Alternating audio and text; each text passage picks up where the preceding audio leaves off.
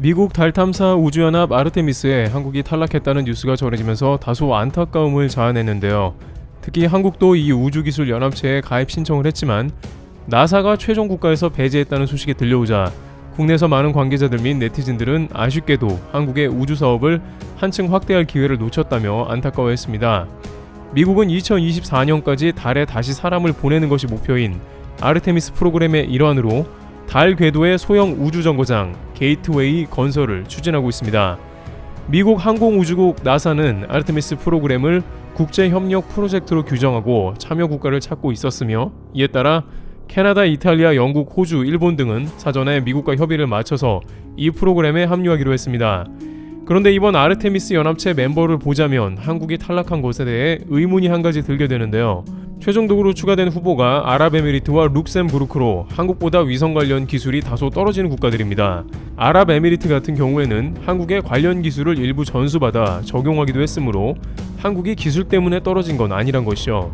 물론 이들 국가는 우주 관련 프로젝트에 재정을 투자하기로 했으므로 이러한 프로그램에 선정되었을 수도 있습니다만 한국도 분명히 참가 의사를 밝혔기 때문에 왜 달 탐사 우주 연합체에서 제외가 됐나 궁금한 상황인데요.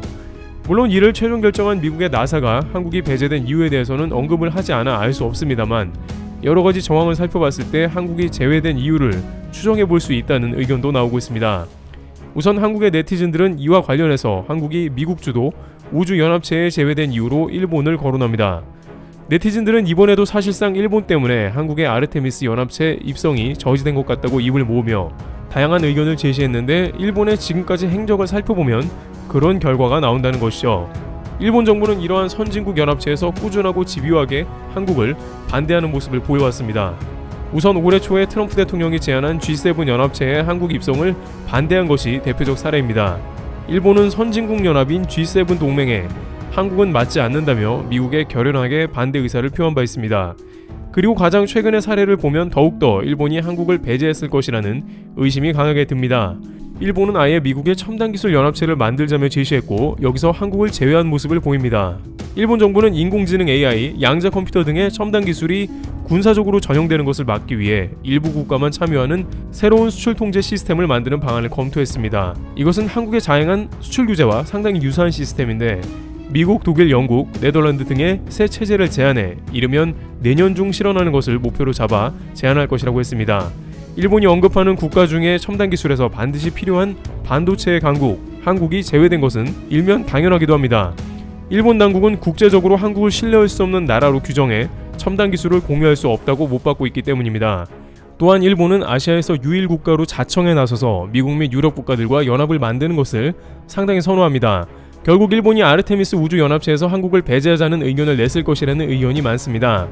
그럼 이러한 의견을 어떤 식으로 전개했을지 궁금한데 이는 트럼프 대통령과 아베 총리 사이에서 이뤄진 협의사항 가운데 포함되었을 가능성도 있다는 것입니다. 트럼프 대통령은 작년 4월에 아베 총리와의 정상회담에서 일본에 아르테미스 우주연합체 참가를 권유했습니다. 이는 적지 않은 재정이 포함되는 프로젝트이기 때문에 미국이 일본의 협조를 바랐으며 일본이 이에 응하는 방식이었고 참여 조건 중에 한국 배제를 거론했을 가능성이 적지 않았을 것이라는 말이 됩니다. 특히 이때는 일본이 한국의 수출 규제 발표를 바로 코앞에 놓고 있었기 때문에 한국 대상으로 수출 규제를 할 일본이 한국과 함께 아르테미스 우주연합에 들어간다는 게 말이 안 됩니다. 일본은 한국을 군사안보 물자를 북한 등 밀수출한다는 명목으로 수출 규제를 자행했으므로 한국과 우주연합 기술을 공유한다는 것은 일본 정부의 맥락과 맞지 않으며 이를 트럼프 정부에 사전 제안했을 가능성이 크다는 것이죠. 또한 아르테미스 우주연합체의 성격을 보면 일본이 한국을 반대할 만한 이유가 더 포함되어 있습니다. 요미우리 신문은 아르테미스 합의에는 우주강국을 목표로 내건 중국에 대한 경계감이 반영돼 있으며 우주 공간을 둘러싼 미국과 중국이 패권 다툼이 점점 격해지고 있다고 보도했습니다. 결국 아르테미스가 중국을 견제하는 목적이 들어간 연합체라면 일본은 반드시 한국을 친중국가라고 어필했을 가능성이 높겠죠. 실제 G7을 반대할 때도 G7은 미국 중심 연합이며 중국을 견제한다는 목적을 명확히 하고 있는데 한국을 받아들이면 안 된다는 언급을 한 것으로 보입니다.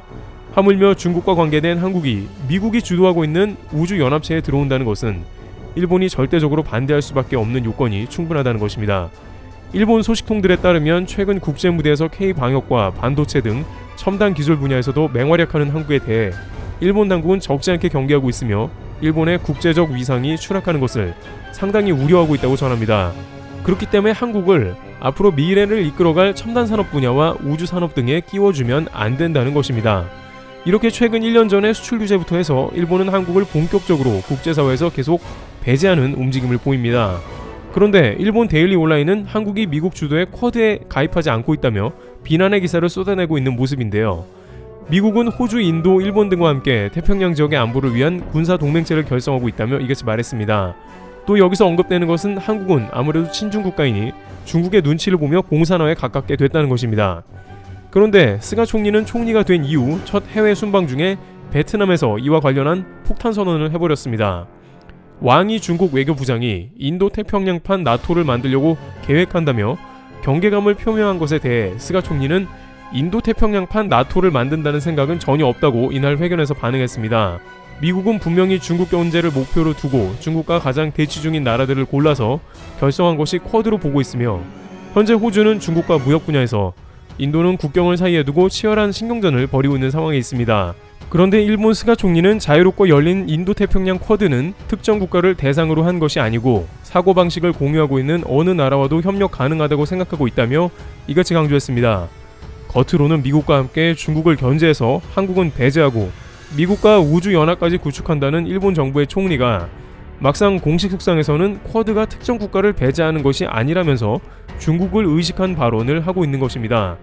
물론 베트남에서는 중국 비판도 하긴 했습니다. 일본은 남중국해의 긴장을 높이는 어떤 행위에도 반대한다.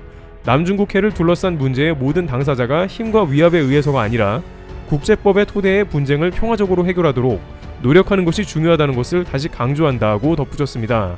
이는 중국이 남중국해를 군사 거점화하는 등 힘을 앞세운 해양 진출을 거듭하는 것을 우회적으로 비판한 발언으로 풀이되고 있는 것입니다. 다만 구체적으로 그 대상을 중국으로 거명하진 않았습니다. 미국과 중국 사이에서 일본은 적당한 포지션을 취하는 것인데 이는 스가 총리의 실리적인 성격과 일치하는 면이 강하며 아베 총리와는 다소 다른 모습이라고도 지적됩니다. 한편 엉뚱하게 이러한 발언은 오히려 한국 네티즌을 자극한 것이 되기도 했습니다. 중국은 왜 또 가만히 있냐는 것이죠. 중국은 BTS가 6.25와 관련된 발언을 했다며 반성해야 한다며 사드 때처럼 한국에 대한 공격 모드를 발동했습니다. 그런데 스가 총리의 중국을 겨냥한 발언에 대해서는 중국은 짐짓 모르고 있는 척하면서 넘어간 것입니다. 한국 네티즌들은 결국 국력이 약하니 이런 일이 생겼으며 중국이 한국을 어떻게 보는지 알아야 한다고 말했습니다. 중국은 상대적으로 한국에 대해서 훨씬 더 거칠게 반응하면서 길들이려는 모습을 보인다는 것이죠. 일본 역시 중국에 대해서는 적당히 눈치를 보지만 한국에 대해서는 확실하게 짚고 넘어가는 게 대부분입니다. 소위 강대국끼리의 카르텔을 통해서 약소국을 배제한다는 암묵적인 동의 없이는 이런 행태는 나올 수 없을 것입니다. 자신들끼리는 모순을 너그럽게 허용하면서 그 외의 세력에게는 철저한 기준을 적용하는 그 모습인 것입니다. 결국 이런 모든 상황은 한국이 스스로가 극복해야 하며 자국의 경제력과 국방력 모두를 키워 강해져야 한다는 의미입니다. 물론 일본이 아르테미스 연합 한국 가입을 반대했다는 공식적인 이야기는 없지만 지금까지 스토리를 살펴보면 오히려 미국 주도의 우주연합체에 일본이 있는 한 가입하기가 훨씬 더 어려운 것으로 보이는 게 당연한 것으로 풀이됩니다. 한국이 점점 부강해지고 국제무대에서 빛을 발할수록 일본의 경계는 심해질 것이며 회방을 놓을 것입니다.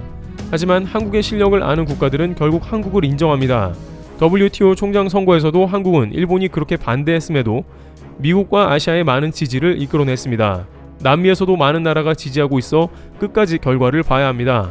이는 한국의 영향력이 커지고 있으며 앞으로 실력으로 국제무대에서 일본을 극복할 수 있음을 의미하고 있습니다. 트리블 튜브 여기서 마치겠습니다. 감사합니다.